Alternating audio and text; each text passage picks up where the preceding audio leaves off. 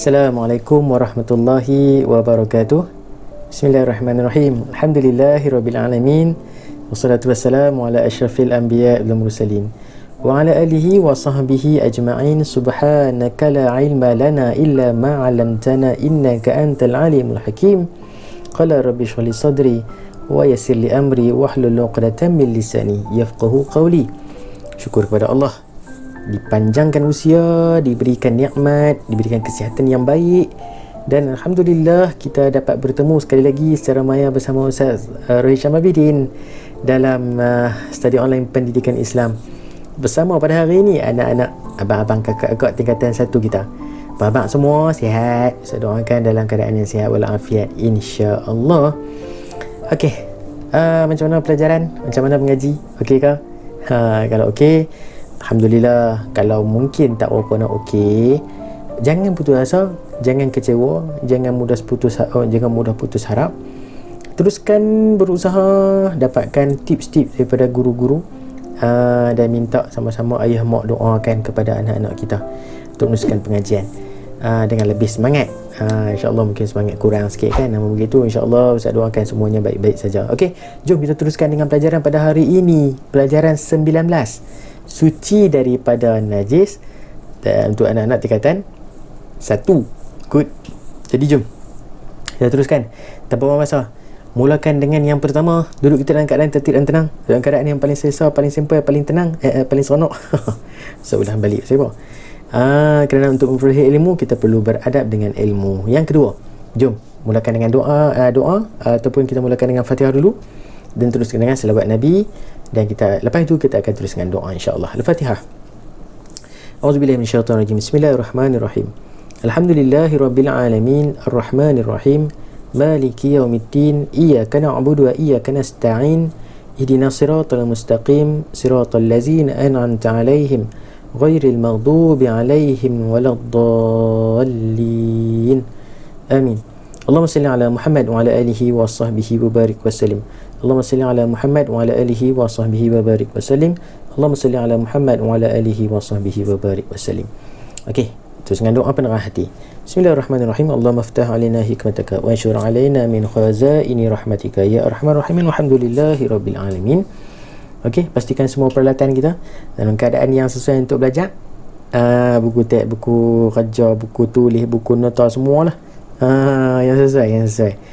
Ni ambil semua tu, kumpul depan tu, nak tulis pun payah pula. Tak lah, yang mana sesuai. Okey, pen pensel pun mana sesuai. Jangan duk ambil penuh lah, bawa tak nak belajar pun payah.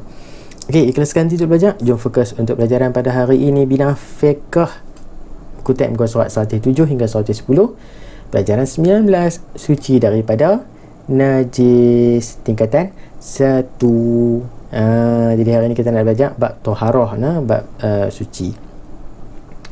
Kita pergi dulu dengan yang pertama, maksud najis. Apakah yang dimaksudkan dengan najis? Abang-abang kakak tahu najis tu apa? Kita tahu contoh aja. Kita sebut ini tu contoh kan. Tapi maksud najis sebenarnya apa dia? Jom kita tengok bersama. Kita tengok dulu dari sudut bahasa, kemudian kita tengok pada sudut istilah. Sudut bahasa yang bermaksud semua benda kotor. Kalau kita kata benda tu kotor, itulah najis. Okey, kalau kita kata benda tu tak kotor, najis ke tak? Tak. Jadi semua benda kotor adalah najis secara umumnya di sudut bahasa. Namun di sudut istilah, kita lebih spesifik. Benda kotor macam tadi juga yang menyebabkan solat tak sah. Benda kotor yang menyebabkan solat tak sah.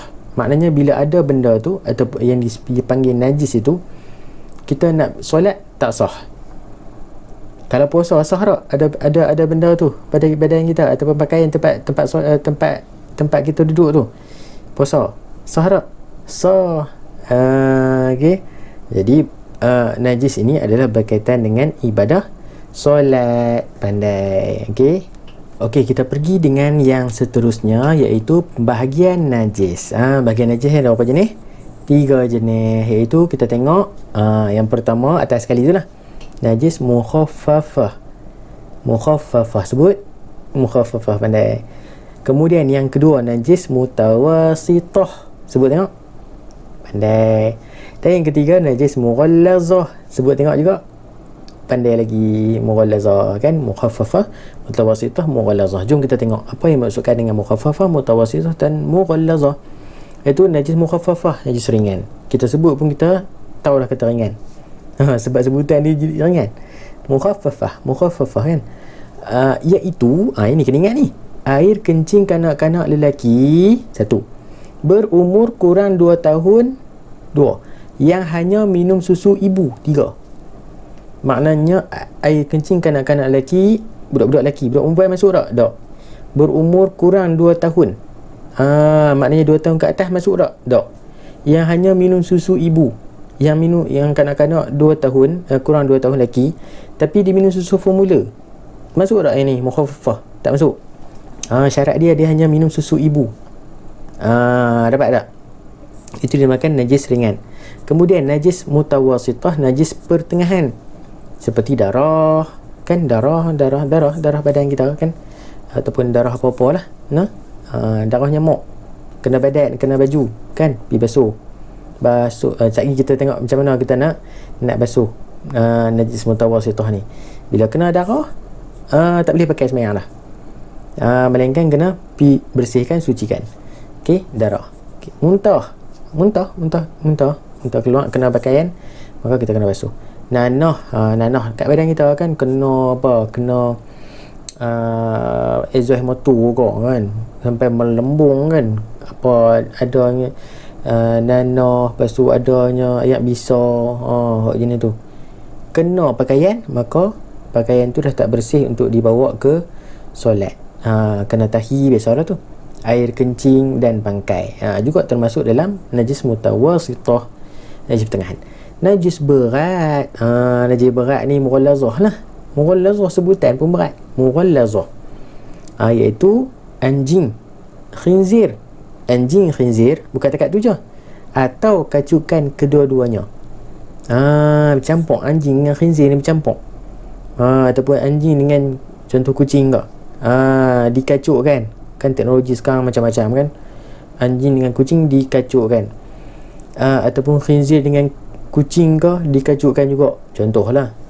Serta segala yang ada kaitan dengannya seperti tahi, darah, kulit, daging, bulu dan lain-lain, semua yang berkaitan dengan anjing, semua yang berkaitan dengan khinzir ataupun kacukan kedua-duanya adalah dikategorikan sebagai najis mughallazah. Kena bulu anjing ke, kena kulit khinzir ke, darah khinzir ke, semuanya adalah najis mughallazah. Dapat tak? Cantik. Teruskan dengan kunci ilmu, iaitu ubat-ubatan yang mengandungi alkohol. Maksudnya alkohol, kalau kita dengar alkohol ni sinonim dengan arak lah kan, tapi alkohol ada juga digunakan dalam produk-produk lain. Jadi jangan terkejut babang kakak kalau kita dengar dalam setengah produk ada alkohol. Kita dah kata, biar betul. Contoh dalam minyak wangi kan, dalam minyak wangi ada yang campurkan minyak wangi tersebut dengan alkohol dengan tujuan untuk menjadikan minyak wangi tersebut tahan lama, menjadikan minyak wangi tersebut lebih bau wanginya kan. Sebab tu minyak wangi yang mahal-mahal selalunya ada untuk tahan lama, untuk bagi wangi dan sebagainya. Okey, namun begitu itu tidak dikira sebagai perkara yang haram digunakan. Contoh dia kata apa, ubat-ubatan ini disebut pasal ubat. Ubat pun ada alkohol juga sebagai bahan pelarut, bukan najis, dan diharuskan sekiranya alkohol tersebut tidak diproses seperti arak. Maknanya arak dia ada proses-proses ya. Dengan yang pertama kan, proses keringkan anggur, kemudian perahan anggur, kemudian disimpan sampai bau dia lain dah, bertukar bau, rasa, warna kan. Kemudian ditambah lagi dengan berbagai bahan yang lain sampailah jadi arak, maka itu yang tak boleh. Kalau yang sikit ni tak apa, tak ada masalah, diharuskan. Okey. Jadi kita teruskan dengan yang tadi tu, faham lah insya-Allah cara menyucikan najis. Jadi kita belajar tadi najis mukhaffafah, mutawassithah, mughallazah. terkena pakaian kita pula, ataupun ada dekat tempat solat kita pula. Kita nak solat, macam mana ni nak bersihkan ni, terlupa dah macam mana nak bersihkan. Jom kita belajar. Itu yang pertama, kita tengok pada najis mukhaffafah. Najis mukhaffafah ni najis apa? Kanak-kanak lelaki tadi ni, yang berumur kurang 2 tahun tadi ni, yang minum hanya susu ibu tadi ni, kena baju kita, kena seluar kita, kita nak bawa pergi sembahyang. Jadi kita nak bersihkan dia macam mana? Ini cara dia. Buang najis tu, renjis pada tempat yang terkena najis. Renjis macam mana? Renjis lagu kahwin dipilih ke apa? Dipilih macam tu lah. Renjis saja. Kemudian kibah pergi jemur, contoh kan, kering, boleh pakai dah untuk solat. Okey, nak lebih yakin, basuh terus lah, senang. Tapi untuk mukhaffafah, inilah cara dia, senang je. Tak perlu suka-suka, tak perlu payah-payah. Renjis saja tempat yang kena najis. Kemudian yang kedua, iaitu najis mutawasitah. Najis mutawasitah ni najis apa? Pertengahan. Nanah tadi, darah tadi, muntah tadi kan, tahi, air kencing, bangkai tadi ni, tu kena pakaian kita kan, duduk kat tempat kita nak solat. Nak buat macam mana ni? Buang dulu najis tu, ambil buang, angkat, buang. Kemudian ada bekas, nampak bekas tu, basuh tempat yang terkena najis tu dengan air. Syarat air yang mengalir, maknanya alirkan air. Kalau atas kapek ke kan, kita tahu air tu, kita kena tenyih sikit bagi air tu mengalir, buang. Bubuh pula air, alirkan, buang air tu. Jangan duk kapek, tahu air dekat situ, biar dia kering itu, tak boleh. Dia tak sah lah, tak suci kan. Dengan iaitu kita nak memastikan syarat yang bawah tu, hilang dan suci daripada warna, bau dan rasa. Maknanya contoh pakaian kita, kita pakai seluar dalam kan, contoh saya sebut seluar dalam kan, semestinya seluar dalam tu kalau kita pakai lama-lama, kebarangkalian akan ada najis tu, ada kan. Jadi kita nak bawa pergi solat, kita tak yakin, tukar je lah terus. Namun begitu, nak guna juga sebab tak ada orang yang lain, nak basuh. Ambil seluar tu, basuh. Contohlah kalau nak pakai segera, kalau tak pakai segera, guna mesin basuh lah, basuh kan. Contoh.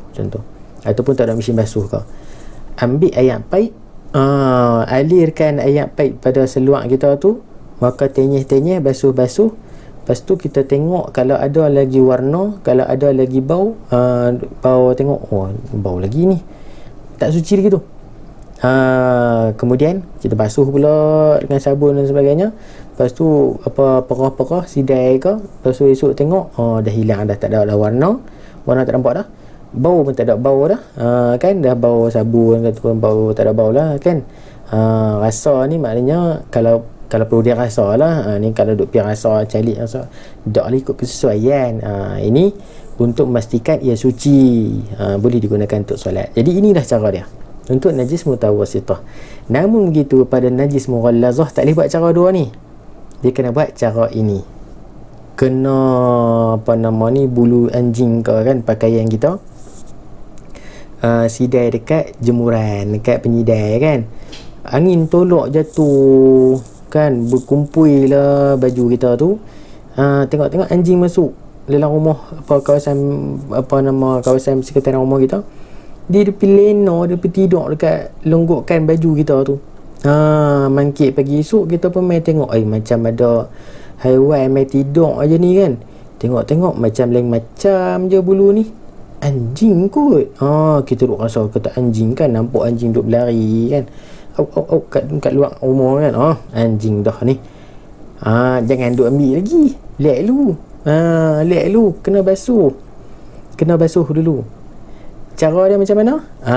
Ambil dua bekas air, baldi lah senang. Kita ambil bekas air baldi, satu baldi air yang dicampur dengan tanah, satu baldi air yang dicampur dengan tanah, air banyak lah, kan. ikut kesesuaian pakaian tu. Kalau banyak, ambil lah yang banyak. Kan ni pakaian banyak, ambil gayung ya. Tak sesuai lah. Ambil yang kesesuaian. Okey, tapi kena campur tanah. Ada yang ulama kata ambil tanah merah. Ada yang kata ambil tanah biasa pun tak apa. Ikut kesesuaian tempat tersebut. Dan satu lagi, bekas ayak mutlak. Jangan duk bercampur pula bekas dua-dua tu. Lagi duk pi basuh dengan ayak tanah, lepas tu pi ambil pula ayak mutlak dalam bekas ayak tanah tadi tu. Tak mau campur, dia kena asingkan. Asingkan. Bila dah ada, letak di situ tempat, maka basuhlah tempat tersebut dengan yang pertama. Ingat abang kakak, guna ayak tanah tadi. Jangan guna lagi ayak mutlak. Tempat kena najis tadi tu, basuh dengan ayak tanah dulu. Syurah sekali. Tenyeh. Kan? Tenyeh. Yang kedua dan seterusnya, ni kita dah tengok ni, yang nombor 4 tu. Basuh tempat yang terkena najis dengan 6 kali air mutlak. Maknanya bila dah guna ayak pertama tadi tu, guna ayak tanah, kemudian sambung dengan 6 kali lagi baldi. 6 baldi lagi ayak. Cerah sekali. Cerah 2, 3 sampai ke 6.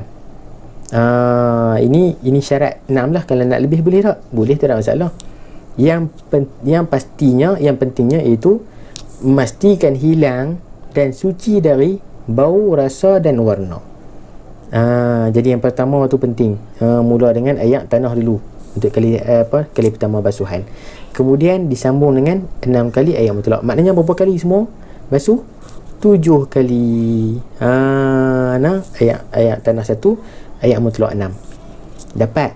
Cantik. Okey, seterusnya kunci ilmu kita tengok. Ini contoh produk berasaskan kulit seperti beg tangan, kasut kulit dan tali pinggang yang dibuat daripada kulit khinzir. Dibuat daripada kulit khinzir.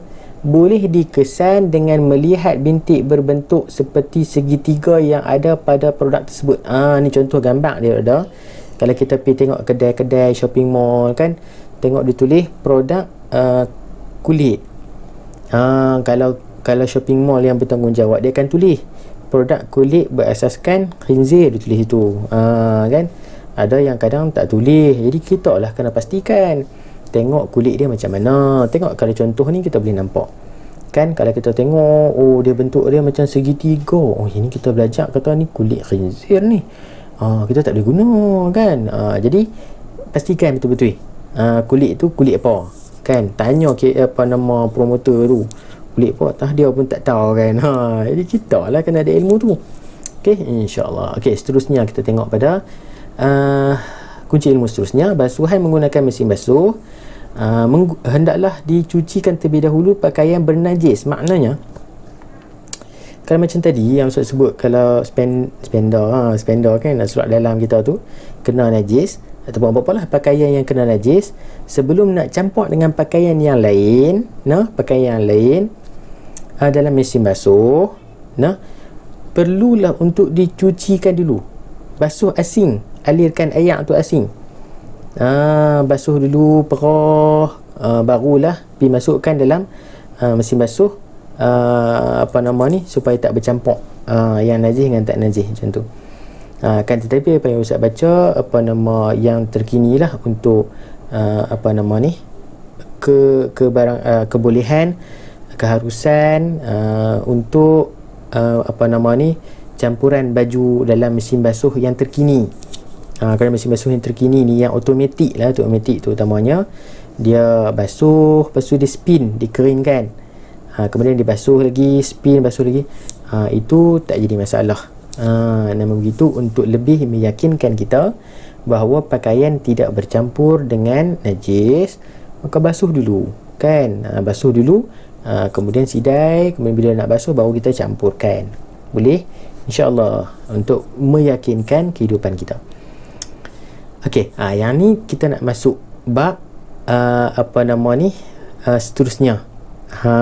Kan mungkin ada di kalangan kita yang nak pakai pakaian yang berasaskan kulit haiwan. kan, nak pakai jaket daripada kulit kambing biri-biri apa, nak pakai tali pinggang kulit boya, contoh kan. Kasut kulit kan, boleh, tapi dengan syarat. Dengan syarat dia ada cara dia untuk menyucikan kulit haiwan. Okey, kita tengok dulu sikit.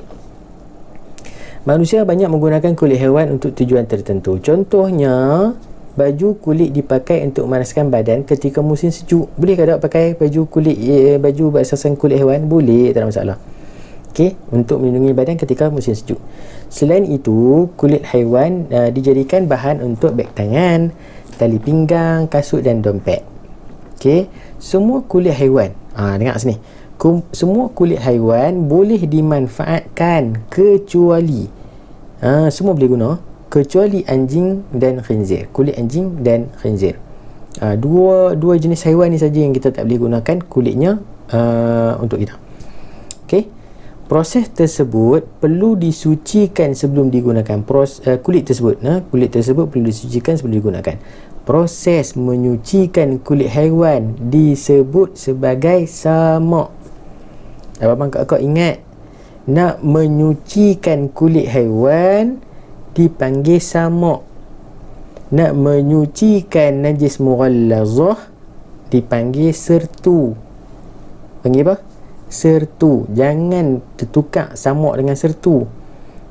Ni contoh anjing mejilat tempat kita duduk tu kan. Kita nak pergi samak, kita kena samak tu baju tu, contoh baju, kena baju ke apa, kena samak baju tu, bukan samak, panggil sertu.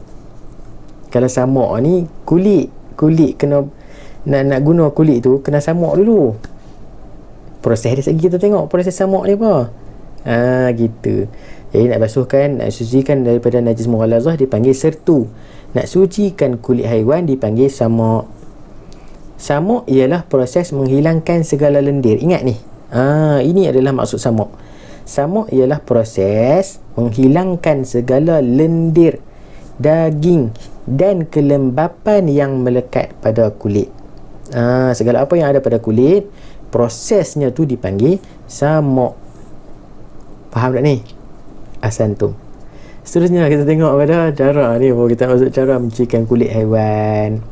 Ada ada hari tu buat korban kan, ada kulit lembu kan, depa buat proses elok cantik, kita nak ambil buat pakaian contoh apa-apa je lah nak guna kulit lembu tu. Kita bukan boleh ambil pakai guna gitu tak boleh. Kita kena melalui proses ni. Itu dipanggil samak. Pertama, sebelum nak melakukan proses samak, kita kena sediakan dulu bahan. Ni bila nak suci kan, baru nak pergi cari bahan. Jenuhkan puih. Cari bahan dulu. Persiapkan dulu, duduk depan mata, baru nampak, bila nampak baru yakin sikit nak buat proses tu kan. Okey, nombor 1, sediakan bahan yang bersifat menghakis. Kena cari bahan yang sifat dia menghakis. Menghakis ni maknanya menyucikan, boleh menyucikan, untuk menyamak. Contoh dia bagi kalau dalam buku teks tu, abang-abang kakak boleh tengok gambar dia. Ustaz kalau bergambar di sini jadi penuh pula lagi slide kan. Jadi ini antara contoh dia. Daun akasia, cari dalam Google.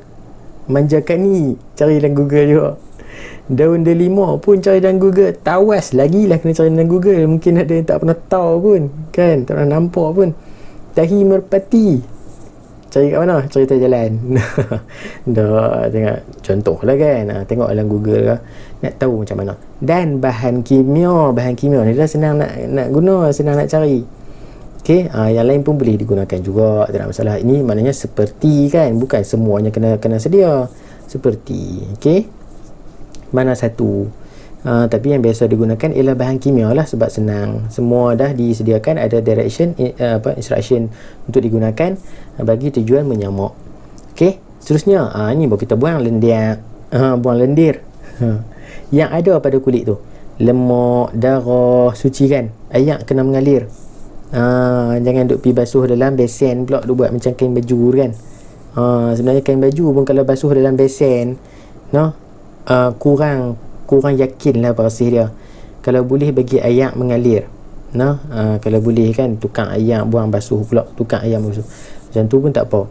Jangan hok tu lah air basuh, hok tu lah air bilah. Kan? Jadi biar air mengalir. Okey, buang lendir, buang lemak, buang darah yang ada pada kulit. Kemudian kita pergi pada proses seterusnya, gosok kulit dengan bahan tadi yang kita sedia tadi tu. Kita guna apa? Daun akasia ke, kita ambil tenyeh. Basuh tak apa nama ni, cuci.